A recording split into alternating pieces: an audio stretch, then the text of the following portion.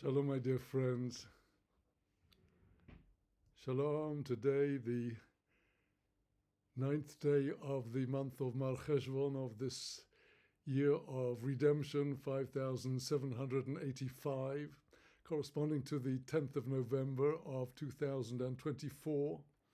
And welcome to everybody joining me today live after what has been truly a very extraordinary week.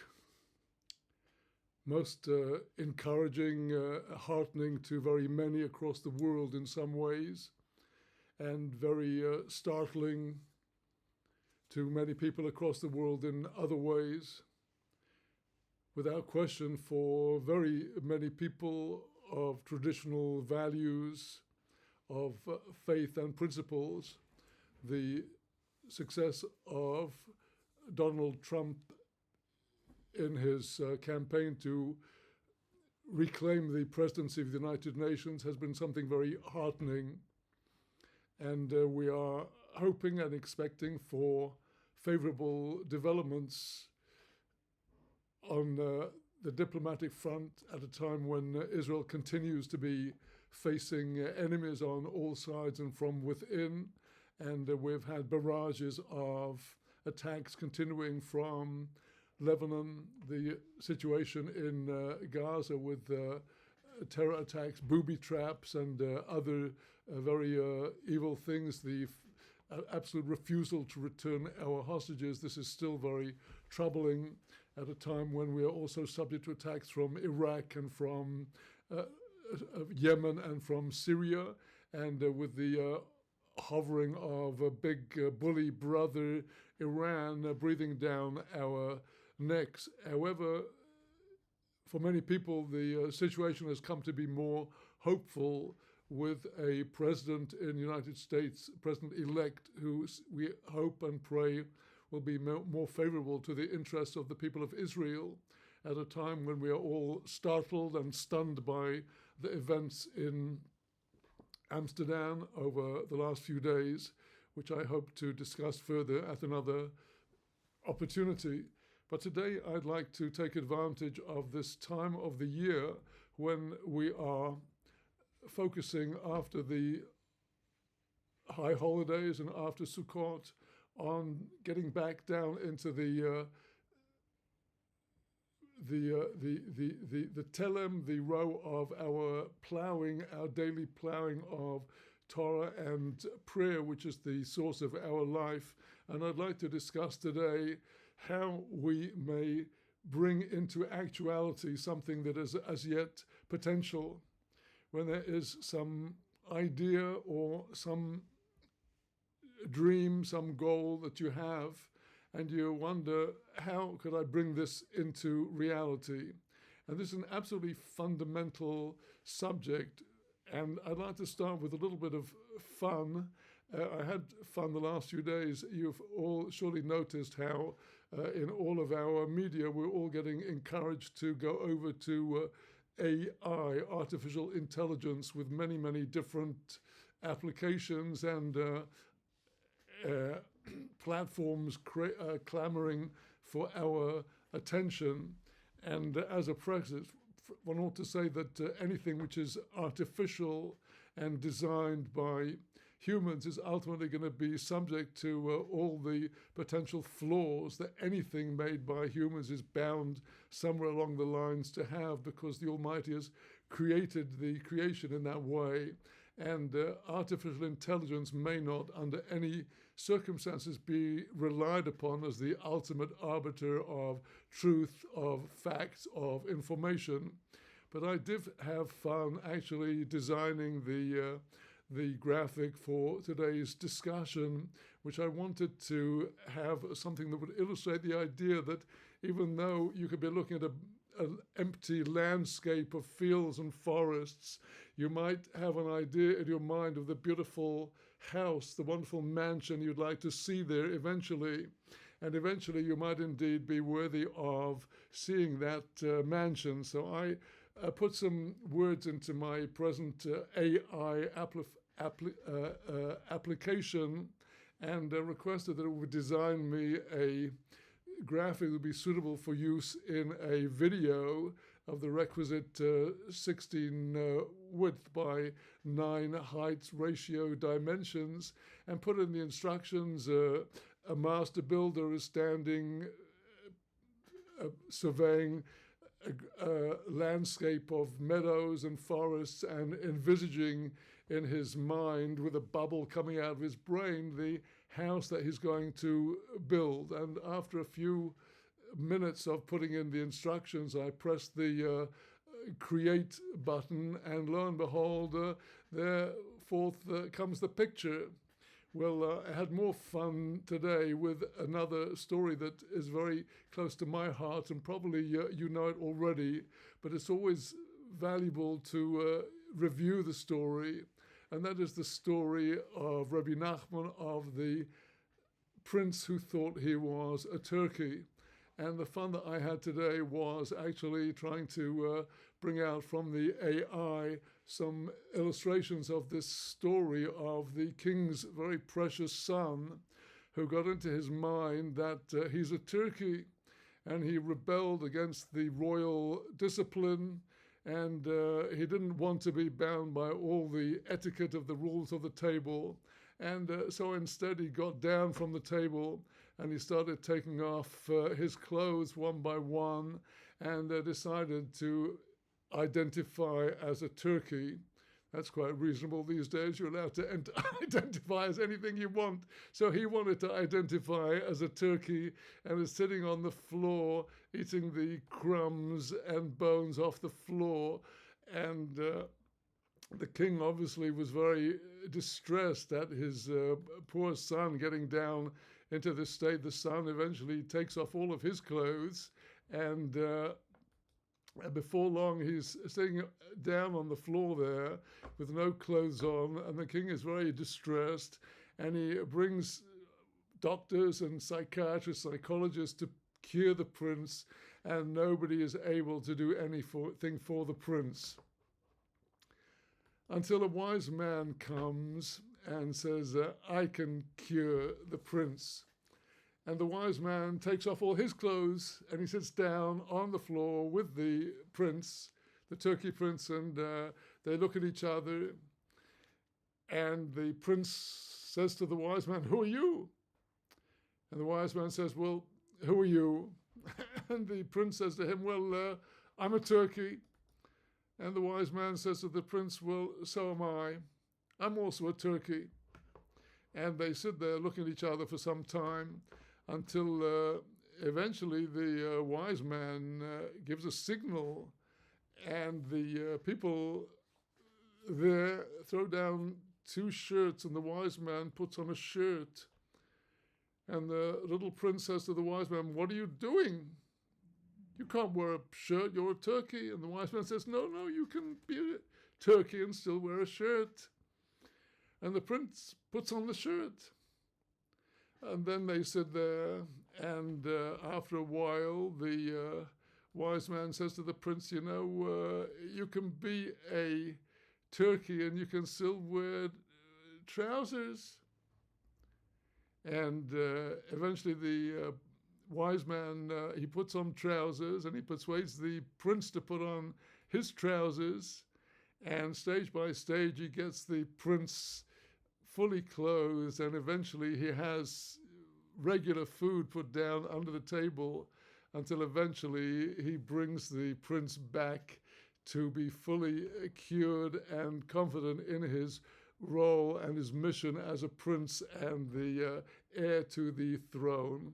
A very beautiful story which illustrates a tremendously important idea that is absolutely at the heart of Rabbi Nachman's pathway. And that is, how can you actualize a goal and a vision that you have? In the case of our story, if the wise man came in and saw this pathetic, very messed up kid on the floor with a totally fake identity, you'd think, like everybody else, you must despair of ever curing this kid. Now, we see in the story that the wise man breaks up the healing of the prince into stages. First of all, he sits there empathizing. Who are you? A turkey? Well, so am I. It's okay. We can be friends. And then he takes the initiative. Look, it's not so terrible if you put on a shirt. And the prince indeed discovers it's not so terrible if you put on a shirt. And then it's not so terrible if you also wear trousers. Until step by step, that's the whole point. He does it step by step, but he could only do it step by step if he already at the very outset, this wise man, saw exactly the picture of what he wants the prince eventually to be. This is the concept that we say each Friday in our Kabbalat Shabbat as we receive the Shabbat joyously, and we say of the Shabbat, Sof Ma'aseh Uvamachshava Techila. Sof Ma'aseh. The Sabbath, the Shabbat, is the end of all of the works of creation, the seventh day of creation. But B'machshava Techila, the Sabbath already prior to the whole process of creation, prior to the 6 days, already the Sabbath was in the mind and the thought of God the Creator as his ultimate gift to us, to his creations. Before anything came into being, there already was the Sabbath.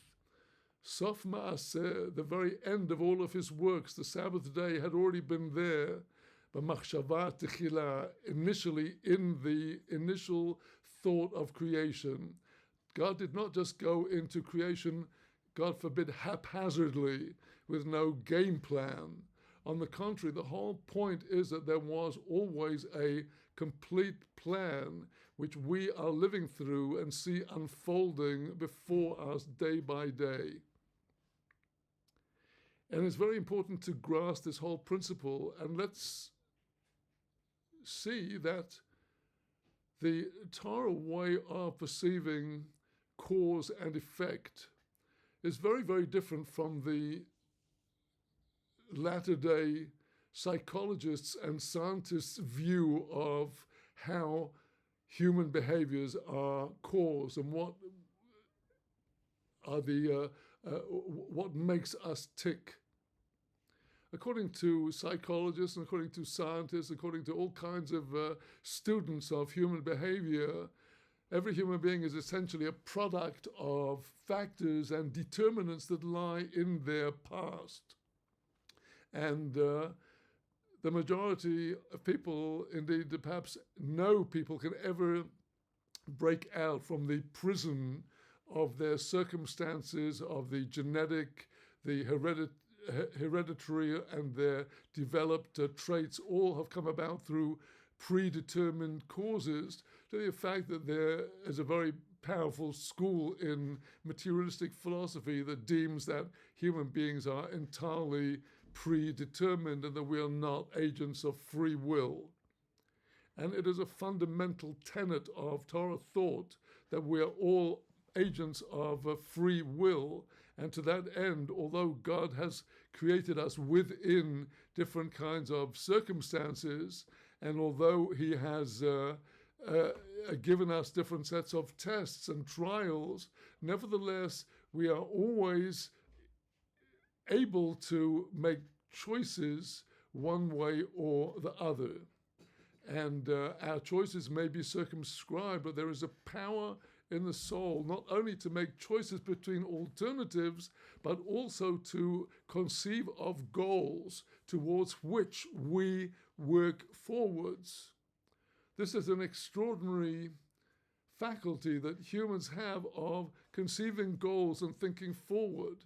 If you look at scientific writings about evolution, you'd think that it was pure accident that there were jumps from one stage of development to another, a pure accident that some amoeba turned into a more complex kind of living cell, and from that developed more complex, and it was out of pure chance that they responded to their environment in some way and developed new traits and characteristics.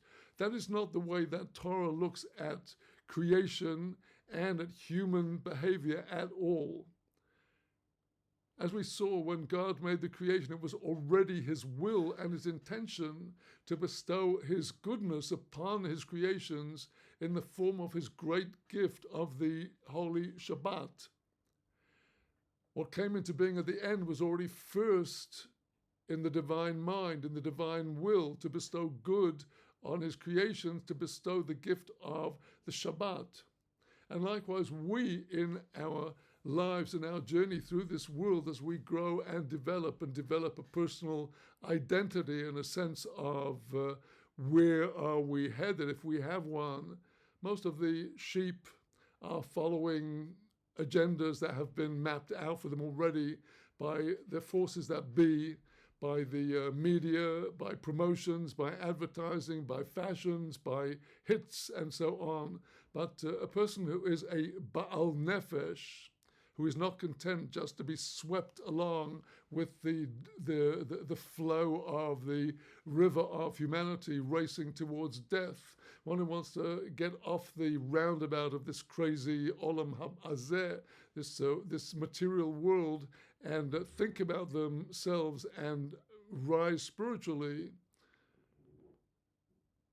The key to this is conceiving your goal, understanding what is your goal, what is your purpose, defining your purpose, clarifying your purpose, articulating your purpose, and breaking down the whole into details. This is the example of the wise man in Rabbi Nachman's parable, the one who came to cure the prince. He had an end goal.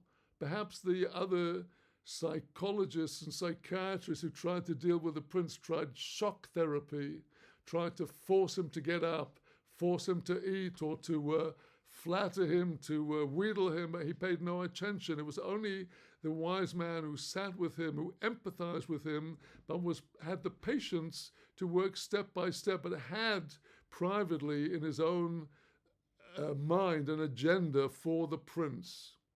And everybody needs an agenda. In Hebrew, the word for agenda is seder, order, where you have your goals clarified and you proceed towards them step by step. And this is so deep, my dear friends, because this is what the Kabbalah is all about. People turn to the Kabbalah expecting and hoping to find a religious and spiritual alternative to the materialistic philosophy of the creation of the world.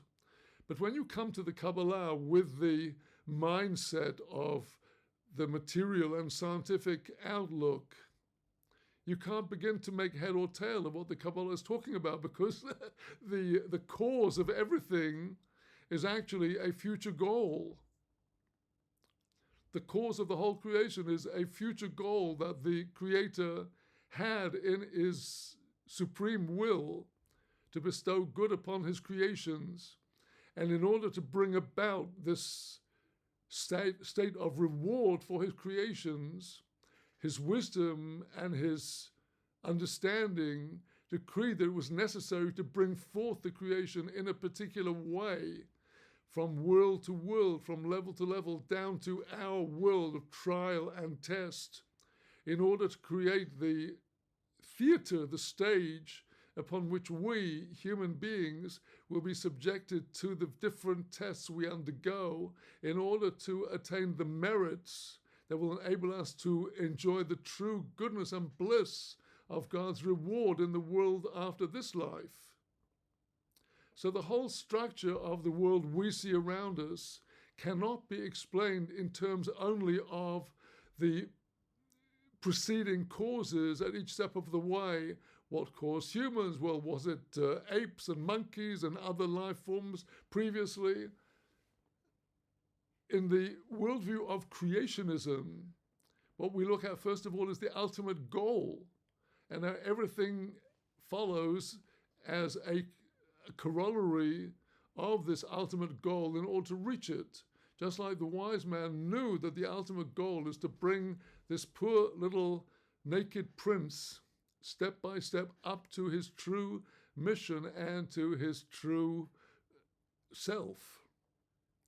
And this teaching is so fundamental because on the one side, it goes to the very heart of the Kabbalistic system of the 10 Sfirot and what they're all about. And on the other hand, it is totally applicable to each and every one of us in each and every one of the projects, small or large or vital, that we have to complete in our life, in the gift of time we have here. I'd like to look at this from these two angles, how all this fits in with the Kabbalah, the 10 Sfirot, and how it applies to us in our everyday lives to attain all of our goals and purposes. The 10 Sfirot of the Kabbalah are a perfect illustration of this idea of Sof Ma'aseh v'Machshava Techila. The 10 Sfirot start at the top with Keter, the crown. The crown expresses God's will and desire for creation. Before there was any creation came into being, He had a purpose. The creation is not random. The creation is not without purpose. Every single detail of creation is full of significance, down to the tiniest gnat, the tiniest mosquito. All of this on the level of Keter, the crown, the will, is undefined. And from Keter, as the next stages of creation come already long before there's any actual world, the levels of Chokhmah, wisdom, and Bina, understanding. Now, it is in the name Chokhmah that we have the Hebrew word that is the heart of our discussion today, that is koach. The Hebrew expression for actualizing the potential is mi koach el hapo'al. The potential is koach, loosely translated as strength. Mi koach, from strength, from potential, from something that is not yet actual, only potential. We have to move to the po'al, to the actual, to realize and make it real and actual. And koach, the word koach, is present in the Hebrew word chokhmah, which is the name of the second sphira, the sphira of wisdom, where the entire dream of Keter, the will, begins to be visualized in a holistic picture. Already in the divine mind, there is a complete picture of the desired creation as it's going to be, but not yet defined into its particulars.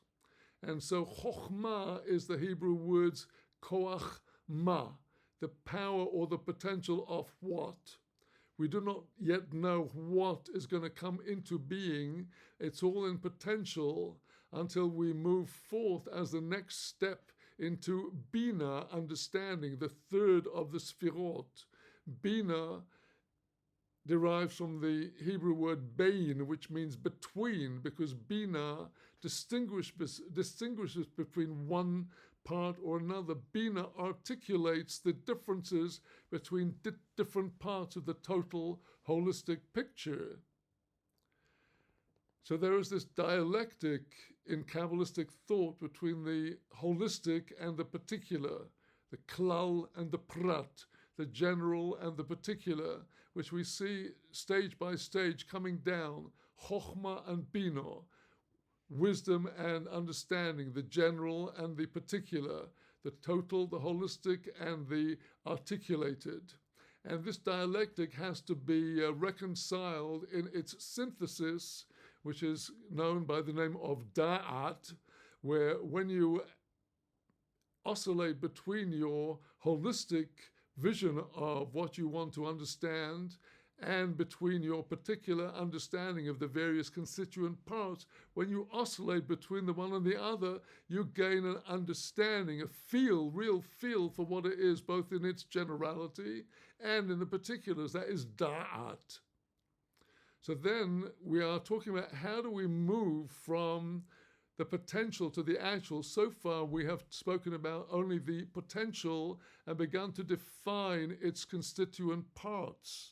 But in order to bring it about, we need to marshal the powers of expansion and of discipline to bring about what we want to accomplish. We need chesed, expansiveness, to marshal the powers, the resources, the strengths, the attributes we will need to accomplish what we want to accomplish.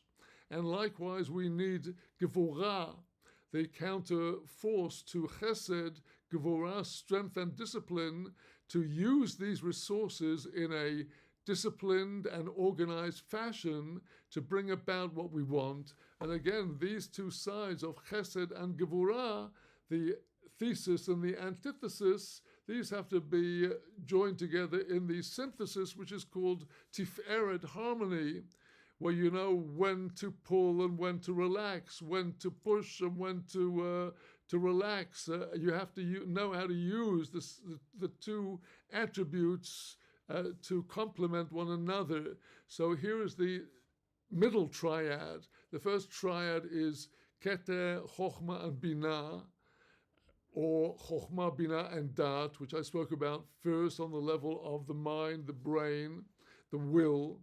Then you have the second triad on the level of the arms and the torso. This is chesed, the right arm, gevurah, the left arm, and tiferet, the center balance between the two. So this is marshaling our powers to accomplish what we want to accomplish. But now, in order to actually grapple with the realities we face on the ground, in the real world, the material world, the antagonisms, we need the third triad, the bottom, lowest triad, the triad of netzach, hod, yesod, victory, splendor, and foundation, where here we're using these attributes to grapple with the antagonistic forces. Just like God Almighty in creation brought into being antagonistic forces in order to create our challenges, and over which he ultimately is completely victorious. So both on God's level and on our level, we have these attributes of the lower triad of netzach, hod, yesod, victory, splendor, and foundation, where we are using the powers and the resources to actually bring the envisaged product into reality until we finally come to the 10th element, the 10th sphira, which is malchut, the kingdom or the kingship, where we see realized in the flesh what it was that we initially envisaged. And Rabbi Nachman illustrates this idea with an idea that is central to the Kabbalah, which is that creation is a house in which will dwell the divine presence. And this indeed is implicit in the opening word of the Holy Torah, the first Hebrew word of the text, Bereshit, where the Hebrew letters, the 6 Hebrew letters, include the letters of Rosh, the head, and of Bayit, the house. God is the head, and God creates a world which is a house to have his presence dwell in, so that we on our level may gain some apprehension of his kingship. So just as in the system of the Sfirot, on the level of Keter, the crown, the top level, there was the initial idea, I want this house. On the level of Chokhmah, let us begin to envisage holistically the entire picture of the house. And in Bina, let us look at every detail of the house until we come to Da'at, we know, we understand what it is we want, And now we begin to marshal our powers, the power of chesed, of expansive energy, expending our energy on the things we need to create the project with discipline, with gevurah, until we actually bring the house into being. And we will have to grapple with the reality of the earth, the foundations, the drainage, to install all of the different things in relation to the climate, the directions, the rainfall, and everything else until we have the house. And so too it is with anything you want to accomplish in your life. This is so fundamental and so necessary, and if only they would teach this to children and students in schools and colleges and yeshivas, and to adults embarking on their careers, instead of sort of brainwashing them with enormous amounts of information that have no use in their lives. You see, whatever it is that you want to accomplish, it's no good just letting the desire and the thought pass through your mind. We have all kinds of impulses and desires day after day, some of them good, some of them better. And the question is, what desires and what wishes are sufficiently important to be determined to actually fulfill them in our life? And when you define your goals, and I found it in my career most helpful to use pencil and paper, or in later times a computer notebook or whatever, to note down the stray thoughts as they fly through the mind in order that you can catch them and hold on to them. Because time passes so quickly. There are always so many diversions, so many things we have to attend to, that we so easily forget or push onto the back burner the things that are most important for us to accomplish. And particularly at this time of year, after that we have concluded the festival period. We now have Cheshvan, Kislev, Tevet, Shevat, and Adar until we have the next major festival, a time for serious work on ourselves, our souls, our traits, our behaviors, on our chosen mitzvot, and on any other thing you may need or desire to accomplish. First of all, define the goal. And this is something that may be done in your sessions of hitbodedut, meditation, which I call time for yourself. After the blessings and thanks to God Almighty for all the good things that He has blessed you with in life, define your goals, your ultimate goal, the goals, the specific goals that will lead you to that ultimate goal. And as you define and clarify them, to define the steps you need to take to attain those goals until you know what you have to do this month, this week, tomorrow, and today. Seder, planning. We don't want to be entirely without any spontaneity, but the currents are our lives in this world, which sweep us from here to there with the influences, with the diversions, with the obligations, are so strong that unless we have a very determined willpower and keep our eyes set on our goals, we will come away with very little. For example, Rabbi Nachman wanted his students to study the entire code of Torah law as it applies in our times, the Shulchan Aruch, in all of its 4 sections. Today in our yeshivas across the world, the majority of the students never get beyond the first of the 4 sections, which deal with the laws relating to prayer, blessings, and the Sabbath and the festivals, which means that most of the students have little inkling at all of what is happening on in the 3 latest sections of the Shulchan Aruch, all of which are crucial to our daily lives.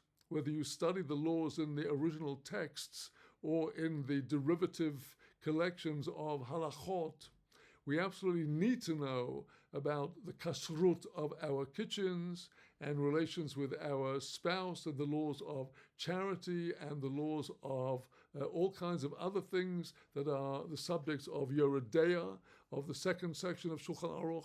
We most certainly going out into the streets, into stores, shopping, doing business, working for people, making contracts. We absolutely need the laws of Choshen Mishpat, which apply to business law, to interpersonal relations, to the laws of damages, abstaining from damages, giving recompense for damage. And married people need the laws of the fourth section, Even HaEzer, the section that deals with all the laws of marriage and divorce. Now, these are four extensive sections which have many, many constituent chapters. How can you possibly study them all? And Rabbi Nachman gave a piece of advice that is entirely consistent with everything that I've been discussing today. And indeed, my discussion derives from the inspiration of his words. He says, look, yes, it's an enormous project.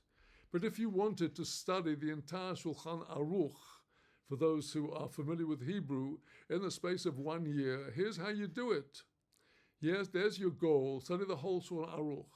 Now, sit down and make a calculation. How many pages are there in Shulchan Aruch? Go through the volumes one by one and see how many pages there are. Divide by 365 or 354, the days of the Jewish year, and now you know exactly how much you need to cover if you want to cover the entire Shulchan Aruch in 1 year. Well, that may be beyond the power of many people, but the sages who established the Daf Yomi order of the study of the Talmud use exactly the same principle to enable people who would normally not have been able to think of how could you possibly complete the Talmud. And they said, yes, you can if you do it at the rate of 1 page a day, which is not too much for somebody who has some background in learning. You can complete the entire Talmud in 7 years. Well, these are two examples, the Daf Yomi and daily study of Shulchan Aruch, to which we could add the Lubavitcher's Rebbe's order of study of the laws of Maimonides' Code, the Mishnah Torah of Rambam. All these are examples of how you take a major project and you break it down into its constituent parts and you set about day by day going through them. I know somebody who wanted to study the very important classic commentary of Rabbi Moshe ben Nachman, Ramban, the Nachmanides on the Torah, a Kabbalistic commentary. And he jumped into it week by week, and he did cover the whole work. And I do urge and recommend everybody always to think in terms of your projects, your spiritual projects and your other projects, career project, vacation project, project to help somebody, to bring joy to somebody's heart. What do you want to do? How are you going to do it? What are the steps to do? And what's the next step? This I call one of what are basic living skills. And I hope that with the inspiration and the guidance of Rabbi Nachman, we will indeed be able to actualize, each one of us, our soul potential. We all have this spark of divinity within us. Chelek Eloah Mimal, a part of God above is in each and every one of us. But it's like a glowing ember that needs to be aired and have fresh oxygen to make it shine bright and to burn until the light of the soul will shine forth. And this is done through actualizing our specific soul powers, to perfecting, to working on our specific traits, to take specific mitzvot, specific acts of love and kindness to embellish in order to actualize our potential. And may God give each and every one of us the strength to go forward on this path, because we are moving into a new stage of history quite clearly. people around the world, from the leader of Russia, Vladimir Putin, to President-elect Trump, and many, many others across the world, are indeed feeling that things are changing. We have seen in the Middle East major changes, and while it is true that Jews, Torah, and Israel are under attack across the world, this is actually God's nudging to us to come back, to turn our hearts to Him, because no way will He allow His people to get away from Him, from His Torah, and from the goodness He wants to bestow upon us, even by bringing us back with strong measures, and where we already understand and get the message and wake up and rouse ourselves and actualize the magnificent divine potential that you and I and every one of us has within us. Shavua Tov U'Vorach.